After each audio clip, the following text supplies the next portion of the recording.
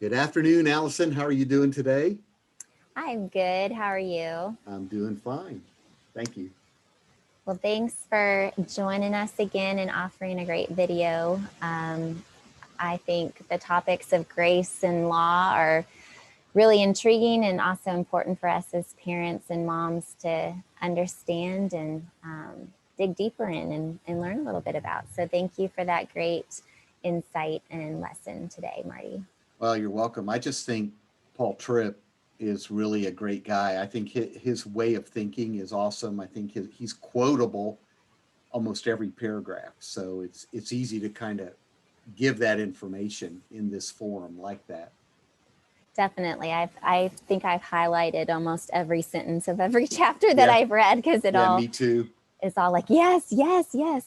I need to remember that. So I think you're right. So it's been great. And so we just want to use this time, not necessarily to go over what we just heard from Marty, but to expand a little bit with some examples of real life on how these topics have looked in the lives of our Mm. homes. So I'm going to just kick it off, Marty, and jump in and ask you to share possibly with us an example of a time when you just like hit a home run with showing grace to your kiddos, and a time when maybe you didn't lead with grace and didn't see it go as successfully.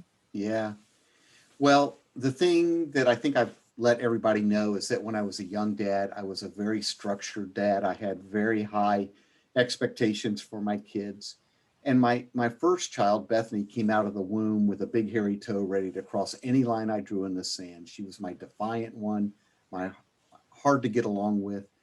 And that lasted for about 19 years. And then Kirsten's our second one, and she's now 31 years old, and she always was a bit of an airhead. I mean, she could not remember what we had told her to do. And so you would go tell her to do something, and she would often fail. You know, this was back before ADHD, ADD was all diagnosed. Probably nowadays that would have been her diagnosis.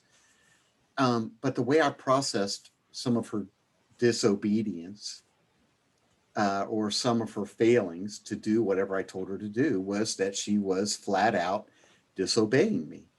Mm, And I didn't have a category for thinking that, well, maybe she's just like I call her an airhead, but maybe she's just distracted, or maybe she doesn't have mm, good tools for how to remember when she's told to do something. And I remember one time, so this is my story of blowing it, when she had done something wrong.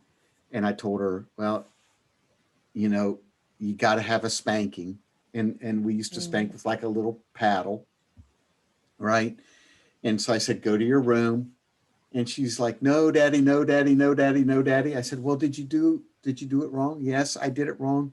Well, go in there. And mm, her eyes start getting kind of big.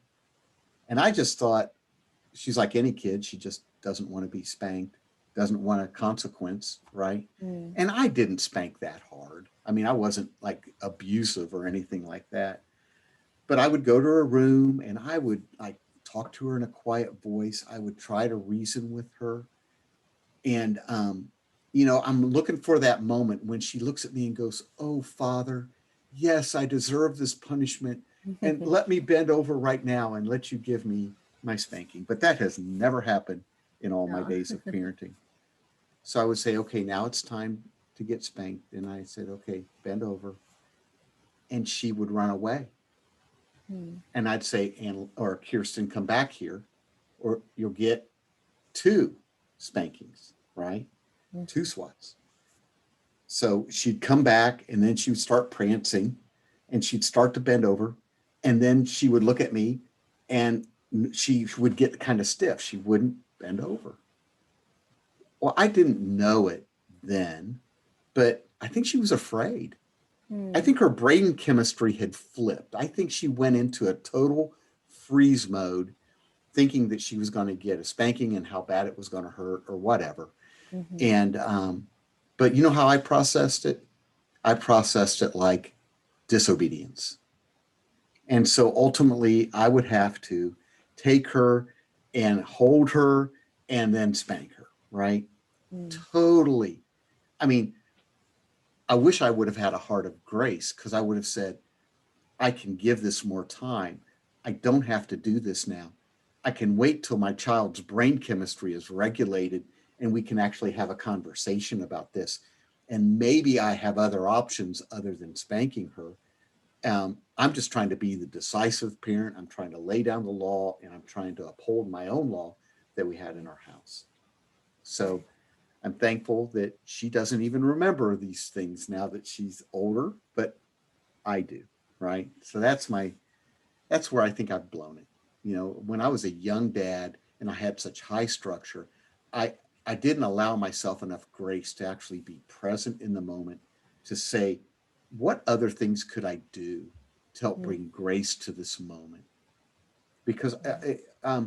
because my kind of parenting at that moment was more of a distancing kind of parenting. You know, it scared her. She wanted to run away. Well, Mm-hmm. that's not what I want my child to do. In the middle of correction, I want them to draw near. Isn't that what God wants us to do, is draw near? Sure. So, so now you guys can all hate me, right? No. For being the spanking dad. But now I've got, this was my home run, right? So Bethany, I think it was Bethany, had done something wrong, and it was time, Bethany, you need to come to the back bedroom, and we're going to talk about this, and there's going to be a consequence. And so I'm sitting there and I'm talking to her, and all of a sudden I felt God start to speak to my heart Mm. about him taking on our sin. And so while I'm talking to Bethany about what she had done wrong, I said, Bethany, you know what the consequence is for doing wrong, right? And she's like, yeah, it's spanking, kind of thing. Mm-hmm. I said, that's right. But, Jesus took my punishment. So I'm going to take your punishment. Mm. And so I handed her the paddle and I said, you can spank me. Mm. Now, at that point, like I didn't know how hard she was going to spank or what it was going to feel like. Do you know what she did? She showed me grace. She's like, oh, Daddy, I can't do that. Mm. That's precious. That's It sweet. is precious. But that was one of those things where I thought, I am connecting the gospel in this moment. So if I had been what in our curriculum we called an able parent, I would Mm-hmm. have had to, because it's my law, to go through and paddle her myself. She had to have a consequence, because that's what law does. Law has consequences. Mm-hmm. But I was able to let grace come in. And, you know, at the end of that, I'll tell you, I felt like an all-star. I felt like, hey, someone needs to write a book about this. This is good stuff. And I've never forgotten it, Oh. ever. So, I think it is that constant challenge to kind of recognize those moments when that is truly what our child needs versus there will be times when our child needs the discipline. yeah, There's no one saying here that grace totally eliminates discipline at all, right. but that it's an opportunity for us to walk in and meet our child where their heart is on the matter Mm-hmm. versus just what their action was. And so I think that's a great example, Marty. Thank you for Yeah, sharing. I do think that there are people who know how to give consequences, and they do it with so much love and nurture that it Mm-hmm. feels loving and nurturing to actually get the consequence. And so Mm-hmm. you get a confession in return, and you get repentance. And then Mm-hmm. there are some of us that come at this from like a top down boss man authority kind of channel that creates fear. Mm. And I think that's kind of from a practical parenting tip. I just think we need to be aware of our own influence in that way.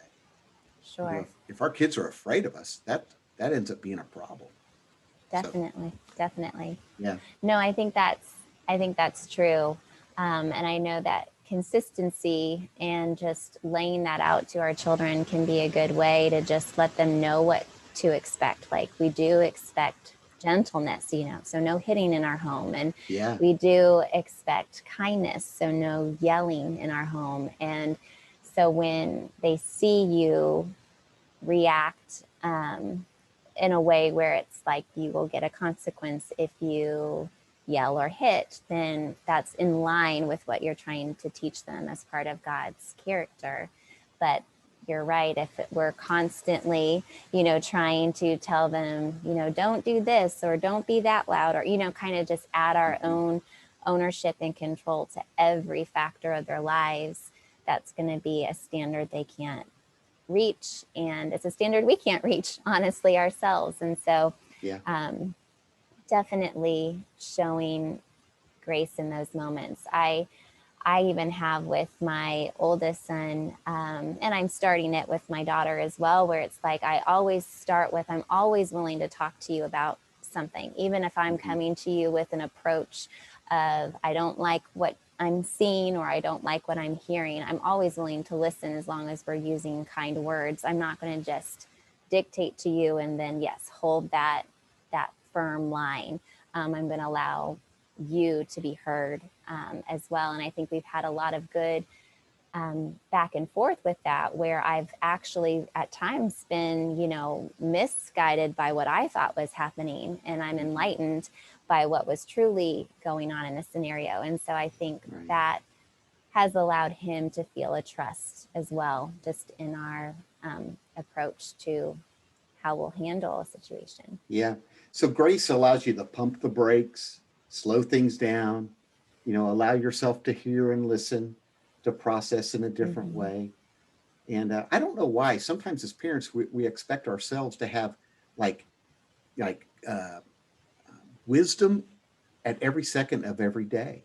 And I don't know about you, but sometimes things happen, and I can't tell you what the next thing is I'm supposed to do. Grace allows me to take some time, even for myself, to come up with a better solution. That's what I love about this content. It doesn't say to throw away law and only do grace, and it doesn't say only do law and no grace, right? It's trying to merge the two. Definitely. I Yeah. agree. Well, another question for you, Marty, isn't aligned with this grace element too, but when have you allowed yourself to experience grace in a parenting moment that was maybe over your head or felt too challenging? Oh my gosh, I have done that so many times, especially since we adopted Annalie. And like I said last week, that or the last time we met and did this curriculum, is that adopting Annalie brought grace into my parenting by a long shot. And what I've done is I don't feel the need to actually have 3 points in a poem for every parenting moment. So I give myself timeouts. Like I allow myself to, like, I don't want to interact unless there's sweetness in my personality. I am a sweeter man kind of. Uh, uh, Right. right, right. It's in So your nature. yeah. So just in general, I allow myself space, and this has helped in my marriage. This has helped in my work. Is that because I have kind of an anger trigger, I can pop to this place of anger and kind of yucky kind of thing, and I know when that resolves. And so grace is what allows me to do that. And then I I I can maintain relationships. I don't have any regrets. I still get to say my piece, kind of thing. Right. So that's I where think I've it's experienced it. I think it's honestly like such an important lesson in some sense, where if we just step away and give ourselves time to not be that reactive parent but a responsive parent, Yeah.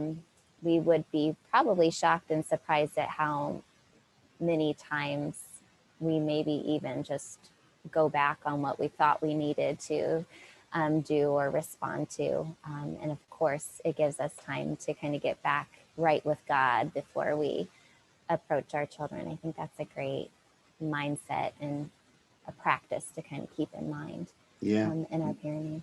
No, I think you're a great parent. I think you're awesome. I've seen you with your kids. They're Oh, gosh. awesome. Well, awesome. Well, this was great. I definitely want you all to have a lot of time to dive into these topics deeper at your tables with one another. And so we'll let you get to it, and we'll see you again next week. Thanks, Marty. Thank you.